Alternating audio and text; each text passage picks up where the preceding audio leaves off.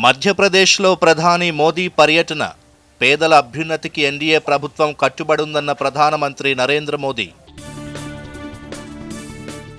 RRR, Musi, జాతీయ రహదారులు, మెట్రోపై CM సమీక్ష. ఫ్యూచర్ సిటీ వరకు మెట్రోను విస్తరించాలని అధికారులకు ఆదేశం. హైదరాబాద్ నుంచి మంచిర్యాల వరకు కొత్త జాతీయ రహదారి నిర్మాణానికి ప్రతిపాదనలు సిద్ధం చేయాలన్న ముఖ్యమంత్రి. గోదావరి బనకచెర్ల ప్రాజెక్టుపై ఏపీ జీవో విడుదల. అభ్యంతరం వ్యక్తం చేసిన తెలంగాణ.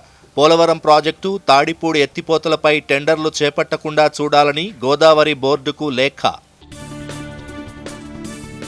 తెలంగాణ లోకాయుక్తగా రిటైర్డ్ జడ్జ్ ఏ రాజశేఖర్ రెడ్డి, మానవ హక్కుల కమిషన్ చైర్పర్సన్గా జస్టిస్ షమీమ్ అఖ్తర్.